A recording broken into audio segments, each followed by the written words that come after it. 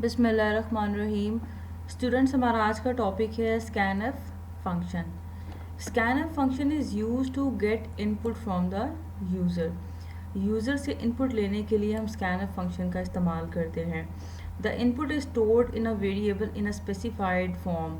और जो इनपुट हम यूज़र से लेते हैं वो किसी वेरिएबल के अंदर एक ख़ास फॉर्म के अंदर या ख़ास फॉर्मेट से स्टोर होती है।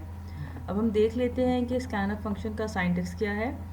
ठीक है, इस सबसे पहले हम लिखेंगे स्कैनएफ, फिर उसके बाद पैरेंथेसिस स्टार्ट होंगी और फिर उसके बाद फॉर्मेट स्ट्रिंग कॉमा और उसके बाद फिर वेरिएबल्स आप लिखेंगे। ठीक है, जितने भी वेरिएबल्स में आपने वैल्यू स्टोर करनी है वो उन तमाम वेरिएबल्स के नाम आ जाएंगे और हर वेरिएबल के नाम के साथ हम एम% का साइन लगाएंगे। ठीक है, दिस इज़ द एम% साइन, इसको हम एम% बोलते हैं। ओके, हम देख लेते हैं सबसे पहले फॉर्मेट स्ट्रिंग क्या होता है। फॉर्मेट स्ट्रिंग को हमेशा हम डबल कोट्स में लिखेंगे और यहाँ पे हम इसके अंदर फॉर्मेट स्पेसिफायर्स मेंशन करेंगे। ठीक है, यानी कि जिस फॉर्मेट में आप वैल्यूज़ को स्टोर करना चाह रहे हैं जो उस वहाँ पे यहाँ पे हम उस फॉर्मेट स्पेसिफायर को मेंशन करेंगे। फॉर एग्जांपल, अगर आप इंटीजर फॉर्मेट में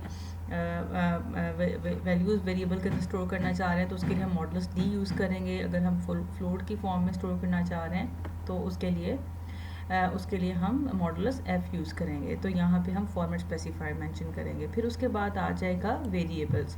variables are use to store the value entered by the user through keyboard. यहाँ पे वेरिएबल्स का हम इस्तेमाल करेंगे इन वेरिएबल्स के अंदर हम वैल्यूज़ को स्टोर करेंगे और जो वैल्यू यूज़र एंटर करेगा। और हर वेरिएबल जो है वो किसी मेमोरी लोकेशन को जो है वो रेफ़र करेगा। यहाँ पे जो साइन है मेंशन किया द एम% sign that will indicate the memory location of the variable in which the input is stored। ठीक है, यहाँ पे ये जो हमने एम% का साइन यूज़ किया है ये बताएगा कि हमने जो हम इनपुट स्टोर करेंगे वो मेमोरी में किस लोकेशन पे स्टोर होगी जाके। ठीक है, तो इसके बारे में ये जो है वो इसको ही लोकेट कर देगा। अब हम इसकी कुछ एग्जांपल्स देख लेते हैं। Getting single input, for example अगर आपने एक सिंगल इनपुट लेनी है यूज़र से तो उसके लिए हम इस तरीके से स्कैनएफ, ठीक है, डबल कोट्स में मॉडुलस टी, यहाँ पे शो कर रहा है कि इंटीजर इनपुट ले रहे हैं और उसके बाद फिर वेरिएबल है हमारे पास एन और साथ में उसके साथ हमने एम% का साइन यूज़ किया है और पैरेंथेसिस क्लोज है एंड लास्ट में सेमीकोलन। ठीक है, यहाँ पे देखें ये आपका फॉर्मेट स्पेसिफायर को शो कर रहा है। n is the name of variable and this is the एम% साइन। इसको हम एड्रेस ऑपरेटर भी बोलते हैं। that will locate the memory location, ये बताएगा कि जो है कि जो इनपुट है वो मेमोरी की किस लोकेशन पर जाके स्टोर होगी। ठीक है, उसको ये रेफ़र करेगा। फॉर एग्जांपल, अगर आपने एक से ज़्यादा इनपुट्स लेनी है तो उसके लिए इस तरीके से हम ले सकते हैं scanf modulus t double quotes close comma एम% एन एंड एम% एम। ठीक है, तो यहाँ पे हमने एक ही लाइन में दो इनपुट्स ली हैं यूज़र से।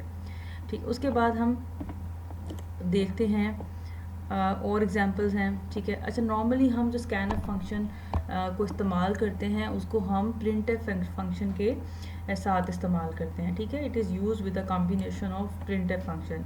इसकी रीज़न ये होती है कि जब हम इस रीज़न ये होती है कि प्रिंटएफ फंक्शन के ज़रिए हम यूज़र को कोई मैसेज पहले डिस्प्ले करवा देते हैं स्क्रीन पर ताकि उसे पता चल जाए कि जो है computer is waiting for the input. ठीक है, तो वो मैसेज जब उसको नज़र आ जाता है तो उसके बाद फिर यूज़र जो है वो स्कैनएफ फंक्शन के ज़रिए जो डेटा है या इनपुट है वो एंटर कर सकता है। इसकी एग्जांपल देख लेते हैं। For example, printf enter your marks. ठीक है, तो यहाँ से अब जैसे तो इससे ये फ़ायदा होगा कि यूज़र को पता चल जाएगा कि उसने कोई जो है वो इनपुट देनी है। ठीक है, उसके बाद scanf modulus d double quotes close comma and एम% मार्क्स।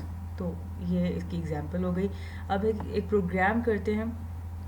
अब बहुत सिंपल सा प्रोग्राम है। Write a program to convert distance from kilometres into metres. हमने क्या करना है कि हमने एक प्रोग्राम लिखना है जिसमें हमने डिस्टेंस लेंगे यूज़र से, ठीक है, we will take the distance from user, kilometres में हम डिस्टेंस लेंगे और उस डिस्टेंस को हम कन्वर्ट करेंगे मीटर्स में, ठीक है। तो यहाँ पे हमें दो वेरिएबल्स की ज़रूरत होगी, एक होगा किलोमीटर्स में के लिए और एक मीटर्स के लिए, ठीक है। तो यहाँ पे हमने यहाँ पे फ्लोट टाइप के दो वेरिएबल्स डिक्लेयर कर दिए हैं, एक फ्लोट टाइप का कि एक डबल टाइप का किया है। फ्लोट के, ठीक है, दैट विल रिप्रेजेंट द के जो है यहाँ रिप्रेजेंट करेगा डिस्टेंस इन किलोमीटर्स, और डबल टाइप का हमने एक और वेरिएबल डिक्लेयर किया है दैट इज़ एम, जो कि जो है रिप्रेजेंट करेगा डिस्टेंस को मीटर्स में। अब हम सबसे पहले हम एक प्रिंटफ के स्टेटमेंट के ज़रिए यूज़र को मैसेज डिस्प्ले करवाएंगे, एंटर डिस्टेंस इन किलोमीटर्स, ठीक है। हम यूज़र को हमने एक मैसेज डिस्प्ले करवा दिया, उसके बाद हमने स्कैन फंक्शन के ज़रिए इनपुट ले ली मॉडुलस एफ एंड एम्परसेंड के, ठीक है। तो जो भी यूज़र ने वैल्यू एंटर की वो वेरिएबल के अंदर स्टोर हो गई। अब हमने क्या करना है कि हमने इस डिस्टेंस को हमने मीटर्स में कन्वर्ट करना है। जैसे कि हमें पता है कि 1 किलोमीटर के अंदर जो है 1000 मीटर्स होते हैं, ठीक है। और फॉर एग्ज़ाम्पल अगर 3 किलोमीटर्स हैं तो हम सिंपल क्या करेंगे कि 1000 को मल्टीप्लाई कर देंगे 3 के साथ। तो इसी तरीके से कोई भी यूज़र वैल्यू एंटर करेगा हम उसको सिंपल मल्टीप्लाई कर देंगे, ठीक है, 1000 के साथ। तो यहाँ पे फॉर्मूला हम बना लेंगे m, ठीक है, इज इक्वल टू यानी कि के मल्टीप्लाई बाय 1000, यानी ये यूज़र जो भी वैल्यू एंटर करेगा किलोमीटर में वो उसको हम मल्टीप्लाई कर देंगे 1000 से, and that will be converted into the metres, ठीक है। और जो न्यू वैल्यू होगी वो असाइन हो जाएगी मीटर्स को। तो ये इसका फॉर्मूला बना लिया है। अब उसके बाद हमने प्रिंटफ की स्टेटमेंट के ज़रिए डिस्टेंस को मीटर्स में हमने वो करवा दिया है डिस्प्ले।